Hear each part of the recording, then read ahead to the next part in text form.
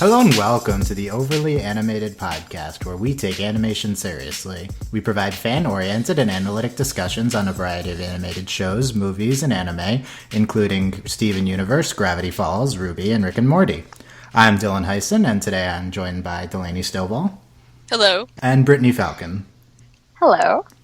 And today we will be previewing the second half of the second season of Gravity Falls. This is our first Gravity Falls podcast, and we'll be regularly covering this show episode by episode, starting on July 13th when Gravity Falls is back. We're very excited. Delaney and Britney have just caught up on Gravity Falls. And I've been watching week to week for a while, and we're going to talk about the last episode a little bit. We're going to talk about the trailer for the next episode a little bit, and we're going to say what we think is coming. We're going to just get ready for July 13th. So I just rewatched the last episode, Not What He Seems, and I think you both also watched it recently. Yes, I watched it twice today. Nice. So, Delaney, what did you think of... So, what do you think of Gravity Falls after you've caught up very briefly, and now what do you think of Not What He Seems? Well, Gravity Falls, I've enjoyed every episode. At first I was like, oh, this is good, but I'm not, super into it. But then, of course, it got going. I'm like, oh, this is great. You never know what's going to happen. For Not What He Seems, I was shocked, and then I wasn't shocked. I don't know, it's one of those episodes you're sitting there, I'm waiting for them to ruin my world. Where is it coming? I've been waiting for this the whole show. I don't know, it was a really good episode, and it's such a good setup episode, but it's also just a great episode on its own, and I'm excited for, where we're gonna go and everything. Cool. Britt, same question. What do you think of the show now that you're caught up, and what do you think of Not What He Seems? All right. Well, I watched the entire second season between 10 o'clock today and right now. Good job. So it was kind of a whirlwind. I definitely like season 2 a lot more than I like season 1. It was much more plot heavy, and some of the humor was aged up a bit, and I enjoy that. I enjoy when cartoons get dark. It's one of my favorite things. And I really liked the last episode. I think it might be my second favorite. To the one, I like Summerween, and then the one where they're the blind eye episode. That's probably my favorite, is the blind eye episode. Just the whole story of that episode's my favorite. But yeah, Society. I was spoiled via Tumblr and Dylan, so it wasn't really much of a shock. I didn't know how it was going to happen, but I knew that Mr. Twin was going to show up. I don't know how I spoiled you, but... You reblogged the trailer. Oh, well, you didn't have to watch the trailer. It's on the first episode. There's another Stan, and I'm like, Oh, he well, has a twin. I did tag it Gravity Falls spoilers, to be fair. Okay, but, yeah. That wasn't, a purposeful spoiler. Yeah, okay. It wasn't, a purposeful spoiler. It was more, accidental. Cool. Yeah, and I've been watching week to week Gravity Falls since the beginning. It's been 3 years since the show premiered, which is crazy. There have only been 32 episodes of Gravity Falls. I was very into this show in the beginning. I'm still into it, but to me, you guys talk about how season 2 is on another level and stuff. I remember the middle of season 1 being incredible, and I think we're still on that same level here, at least from my point of view. It's certainly plot heavier now, but I guess the big thing for me is I want to be super excited for this. We got the biggest episode of the show ever, Not What He Seems, and we're coming up on A Tale of Two Stands, which is another huge episode of the show plot-wise. And, Not What He Seems completely shook up the show's mythology and stuff like that, and finally got us to a legitimate place, whereas before we were only hinting at stuff. But, it's been 3 years, and the show airs less than 10 episodes a year, and it airs them not in a row. So it's very difficult for me to get to stay really hyped for it and to remember all the mythology plot points that are happening. And I think you guys will now experience this too. In my opinion, Disney completely mishandles airing this show. The show should be aired like Game of Thrones. It should be aired 10 weeks in a row every year. That's it. Nothing for the rest of the year. But instead, Disney spaces out episodes month by month. And they don't really have another show, I guess, that has such a slow production as Gravity Falls seems to have. And I'm not sure why Gravity Falls is incapable of producing more than 9 episodes a year. I'm not sure if they've finished more than 12 episodes right now, and maybe Disney's holding them. it doesn't seem like the show's going to go on forever. Maybe I don't know if it'll extend past season 2 or not. But it's like one of the highest quality animated shows on the air, and you can understand why it'd take a while to make, but it's just the airing of the show makes it difficult to stay into it, I think. And it's going to make it difficult for us to like have frequent podcasts on it, because there's just going to be one new episode. There's not another one scheduled yet. Maybe it'll air soon after July 13th, the next one, but I'm not sure. But anyway, Not What He Seems to Me was one of, I think the very best episodes of the show. For me, my favorite, and has been my favorite since 2012, is Time Traveler's Pig. That episode has everything, and it's like perfect. Waddles! I call him Waddles because he waddles. It has Waddles. It has the best sibling moments like of the entire show for me, and it's the emotional. With awkward sibling hug, because that's. I don't know if that's with awkward sibling hug. It might be the first episode. Never mind. Yeah, well, I think that's earlier.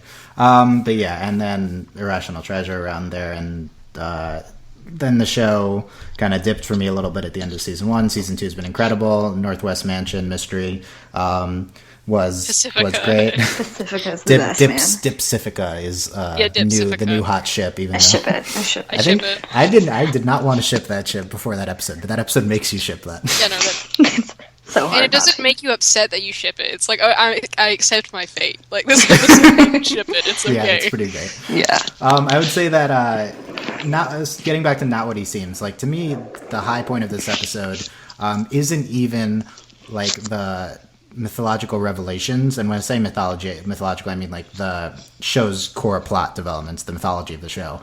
It's not even, like, revealing Stan's twin brother and getting Stan's device fired up. It's the relations between Stan with Dipper and Mabel at the end of the episode, which come into play.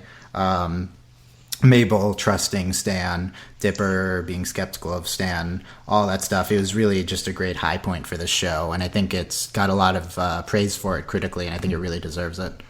And even Seuss. Seuss too involved in that, yeah. Yes, Seuss too. Seuss showing he's like the other uncle. Even weirder uncle. He's like he's the cousin that gets you in trouble consistently. Yes. Were you guys surprised by Brit said she was kind of spoiled. Delaney, were you surprised by like the revelations in Not What He Seems? I mean, no. I mean, I think I was kind of spoiled by Tumblr. I don't know, but. No, not really. I think I was surprised by how it happened in the episode. Like, I was surprised that... Like, I was expecting more about the machine, like, in that episode. Like, I was just surprised by how the episode handled everything, more than, like, things that happened in the episode. Mm-hmm. Like, I was surprised that, like, we get the twin immediately. Like, it was surprising how much the episode did, like, plot-wise. That episode covers so much in... like 22 minutes. Like, it's not even one of the longer episodes either. Like, it's 22 minutes. And it's insane how much that episode covers. And also I think the biggest surprise for me is that it came down to Mabel. Because she was the key. Yeah, because Mabel is I love her. I want to adopt her. She is my child. Love Mabel. And you kind of expect, and of course Gravity Falls does this a lot. Like, you expect something to happen and it doesn't, because they're not necessarily like avoiding tropes, but like they twist everything on its head and they do things you're like, oh good, they didn't do that thing that I expected them to do. Like, I was this is gonna come down to Dipper, this is Dipper's thing, but no, it came down to Mabel, and that for me, that was, I don't know, I just really enjoyed that. And I think that was the biggest shock for me, is because you're always expecting it to, because this is kind of Dipper's show. Granted, Mabel is, I mean, they're twins, they share focus, but a lot of times it's Dipper driving everything. So I was really pleasantly shocked that it came down to Mabel. Yeah, the show, Dipper's definitely the main character, and the show is somewhat male-centric, I would say. Yeah. Yes, and it's very nice when... this episode is really, I think, the first time where Mabel is just the most important character, and that was... I mean, she's obviously been important before, but compare it to a show like Steven Universe, and... it's complete, many less female characters of importance here, but I feel like season 2 does a better job of this than season 1 did as far as female characters. We see Mabel's friends a lot more. We see Wendy doing a lot more diverse things than just being at the store and being crushed on by Dipper. Yeah, Wendy. Mabel always saves the day, though. She does. Like, everything bad happens in an episode. And Mabel might even have caused it, but she eventually solves it all. She does. She figured out how to do the gnome. She figured out how to solve the monster. It's great. What do you guys think of Gravity Falls in its current state? It's kind of hard to judge it unless you've kind of marathoned it like you both have. Do you think this is one of the best shows on TV? Yes. Yes. I'd put it in top 10. Yeah. Yeah, I would agree. I mean, there've only been 4 episodes that have aired this year, so it's kind of hard to say. But I think this show's consistently, for me at least, been one of the top 5 shows on television for the past 3 years consecutively. I will say it wasn't immediately. No, I would I agree. was watching it and I enjoyed it. I'm like, this is good. Yeah, I can see why people watch this. But I was like, it was this always isn't, good.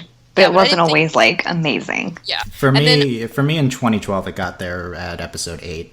But I also think episodes 3 or around there are also, and the pilot was also incredible. I think. But, yes, all the I love episodes the were pilot. good, but I wouldn't have put it in the ranks of because we're talking about the ranks of Korra and things like that, and I wouldn't. I will say in episode 8. I made my top 10 shows in television in 2012, and this was above Korra that year. I believe this was Korra's first season, so I thought the first season of Gravity Falls was better than the first season of Korra. I would agree. I would agree with that. Yeah. Yes. It's like to me, when the show aired, it was just remarkable how good it was so fast, and it's kept up to consistent quality. The only thing for me is there just haven't been any. There's just been so few episodes. It suffers from Young Justice syndrome, where it's going to take 3 years before you get 2 seasons.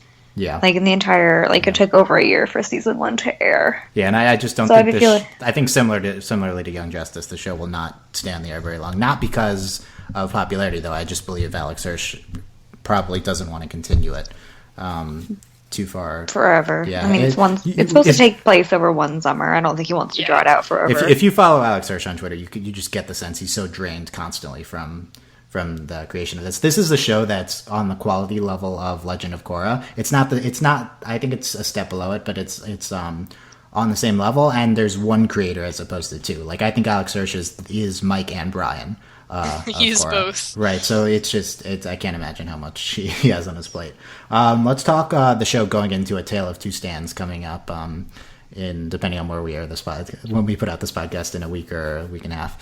So there's a trailer that Disney came out with, and it seems like this is going to be a flashback episode chronicling Stan and his twin brother growing up and doing. I don't know how far whatever they're doing. Yeah, the big thing. Are we gonna find out how Stan ended up in not a Turkish prison, a Colombian prison? That's my question. Maybe I don't think I went to jail there once. Yeah. So the big thing from this episode, let me link you guys this picture in the chat, is a screenshot from the trailer where there's a handprints of Stanley and Stanford, and it shows the twins running past there, and Stanley has 5 fingers on his hand and Stanford has 6 fingers on his hand, and of course which we already knew, right? Well, of course, the twin coming in had 6 fingers, the hands on the journal. I don't know if it's all the journals, but at least the one he touched in the last episode. I can't remember a lot of the old mythology stuff. Has 6 fingers. And then, what's his face when the shapeshifter goes?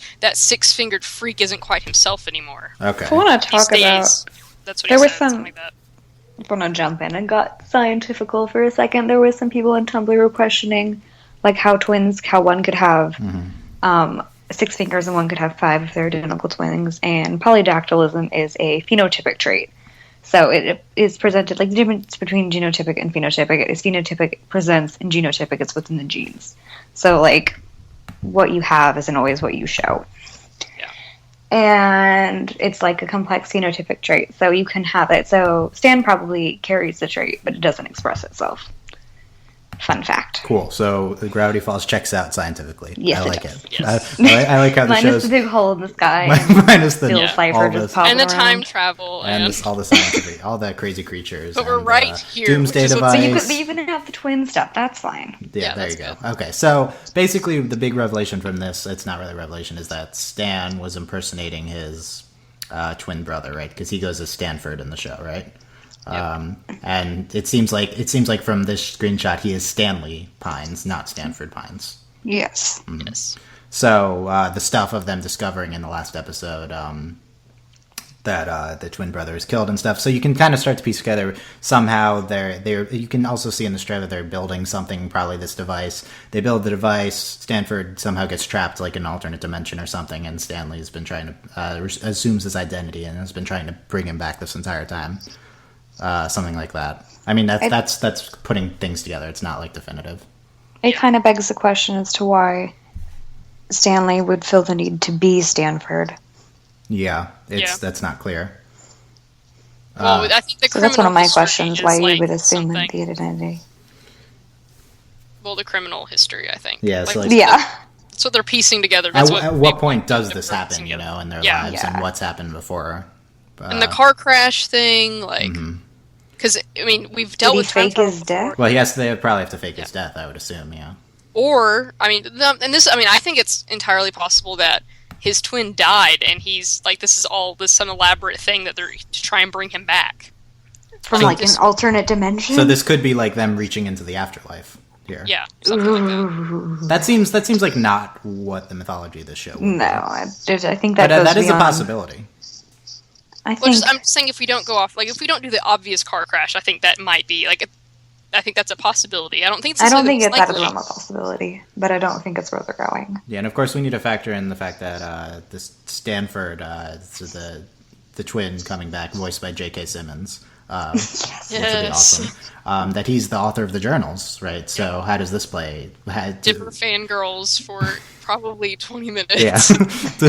was our Stan, how much involvement did he have in writing the journals? How much is he just following his brother's instructions? Was he there the entire time? Was this just a project of his brother? How much does he really know about everything going on? I think it's actually very little, because we don't see Stan. Do we see Stan using the blacklight on the journals at all? I'm not sure. No, I was reading this one letter. He just flips it to the one page to build the device. Yeah, but he doesn't. I feel like that would be something that they should have shown if he did know. Because I've been reading about this. And there's a theory on Tumblr, of course, that Bill Cipher started to come after Stanford Hines in the last few months in his dimension as he was writing the third journal, because the Blind Eye Society is in the third journal. So clearly Bill Cipher MacGuffin had to quit and start erasing his memories before Stanford used his machine and went through the portal to wherever the hell he went. All right, and wherever he went, because the Third Eye Society, the Blind Eye Society, is in the books. So clearly at some point it's sort of theorized that Bill Cipher started to come after him. He writes that he shouldn't sleep, that he can't trust anybody. He starts to go paranoid and begins writing in the black light so that Bill Cipher can't read the pages, which I think is very foretelling that Stanford probably wasn't in that process. He would have known that his brother was going crazy, or appeared to be going crazy, and would have known about the black light, or at least Stanford would have kept it from him because he was so paranoid. Well, also the second book is full of blank pages, isn't it? Yeah, it's full of blank pages. Dipper's book. Mm-hmm. I think so. Maybe they weren't written in order. That kind of sounds stupid because they're numbered, but they might not have been written in order.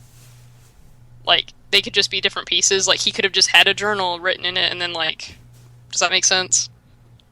Yeah, that makes sense. I think that even would work in the terms of the show. That's the order he intended them to be written. Or to be read, I guess, but they wasn't the order they were written. Because it would make more sense for the third journal to have blank pages than the second journal. And the second journal is the one where Dipper's I'm going crazy and they're hunting me, and that thing. That's the second journal. Isn't it? I believe it is the second journal. So maybe do we ever look at the black light of the second journal? Well, that's what Dipper uses, the black light of the second journal. I thought because does he have second journal or the third journal? Dipper has the second journal, right? Okay, yeah, and then Gideon had the third, and then... No, wait. Yeah, he had the third for a while, and then he lost it, and then Stans was I have 1 and 2 and 3. And that voice. No, Dipper has the third journal. That's right, because Gideon had 1 and 2, and I was like, ha ha ha, you don't know there's a third journal, because that's the one Dipper has. Right? Yeah. Yes, that's okay. It all makes sense. Yes. Dipper has a third journal. Okay, so that all makes sense. Okay, never mind. There you go. Okay. I'm glad we thought all that through. Yay. I need to marathon this again. I have no read on any of the Bill Cipher stuff. I have no clue how that can factor in, really. I guess a big question right now is the show actually going to get into a place now where we're going to start connecting the dots a lot? Because I feel like we were at a point with that at the end of season 1 when Bill Cipher comes into play. It's like, okay, are we actually going to get moving now? Like, before this, we just had plot threads thrown out there a bunch of times. And sure, season 2 has had some big plot episodes like The Blind Eye and Into the Bunker, and now Not What He Seems. But are we going to tie Bill Cipher in to the new character of the author and The Blind Eye and all this stuff? And like, I don't know. I just have a hard time imagining the show's ever going to have like an Adventure Time type flashback episode where we just see what happened in the past, you know. Like we just get like a chronicling of events that happened in the past where we didn't know it before. That seems to me like it's something that's, I don't know, I just have a hard time imagining the show throwing all its cards, revealing all its cards right away. Oh no, that won't happen. No, I think even in like the epilogue, we're still going to have even when the show's over. Yeah, but at the same time, if season 2 is the last, I don't know for sure if we've. I mean, they could always come back next summer. Yeah, but I really feel like we're getting to the end here. Yeah, I do too. I feel like it was meant to be sort of a short show. It's got a good short run, but it's a shorter show. I definitely think we'll see Bill Cipher again. Like, he's too important not to bring back. Yeah, he's I don't know about, like, I really enjoyed, The Blind Eye, but until you really started talking about theories and things, like, obviously they're important, but for me it was more important about McGucket. Like, he's important. Like, the Blind Eye is not really important. Wait, what? Repeat that. Yes, he's important, but Bill Cipher is, like, as a creation's important too. It's just like, what does he do? We don't know yet. No, I just meant I don't think the Blind Eye I don't think is ever really going to come up again, except in, like, passing. But, like, it's going to be about McGucket and Bill Cipher. And, I was, like using the Blind Eye as, like, to show, like, time periods. Like, this had already happened before the end of this. Like, he already left. And, like... Yeah. Once the thing was created before he had finished writing the journal, because it's in the journal. Yeah. Does that make sense? Yes, I get you. Okay. Awesome. And at the end of or during the last episode, we see McGucket kind of running away. How the town will react to this is interesting too, because this kind of changes the. I mean, stuff started floating in the air. Yeah, like. I mean, this is Gravity Falls, so maybe they'll just be like, it was an earthquake. Yeah, well, yeah. Especially since we've gotten to the whole, like, Stan's kind of a hero. We had that whole, like, set of episodes where it was, with Gideon and things, so it's like, oh, the town kind of almost like Stan now. Yeah, I feel like from a show audience perspective, I feel like this episode, is kind of redeeming for Stan, I guess, because a lot of the theories involve him being like a big bad and stuff like that before this, and here it's pretty definitive. He's not really not malintentioned at the end. It seems like, or at least that's the read I get from the last episode, or at least not in the way that we might have all thought. Yeah, he's not an intentional. Just selfishly focused on a goal. I mean, for all we know, they're both evil twins, and they're gonna blow up the world. That's how little we know anyway. Yeah, that is true. I mean, they could have done it already, but they haven't yet. Although we don't see the author as kind of a bad figure, Yeah, we don't see the author as that would be the real twist, especially for Dipper. Yeah, I think Dipper would have a hard time overcoming the author as anything but a good character for. Yeah. It'd be an interesting plot twist. He'd have to grapple with a lot of things. All right. Any last stuff here? I'm very excited for A Tale of Two Stans. See what the codes. The codes. Like, that makes me so happy. I don't know why you didn't tell me this before when I wanted to add codes to the end of our podcast, so there was a TV show I could watch, so they would give me codes that I could do. Yeah, I haven't been too involved in the code stuff, but I just know things. Tumblr and CO are very quick to hop on those codes and stuff like that. Yeah, I don't know. Just very excited to see what the show does with a flashback episode with A Tale of Two Stans. This has the potential to be very good. And I anticipate the show's closing act, and I hope it is not something that is spread out over the next entire year, Yeah. but that seems maybe likely. Okay, thanks for... I've been Dylan Hysen, and that's Delaney, Stovall, and Brit, Falcon, stage name.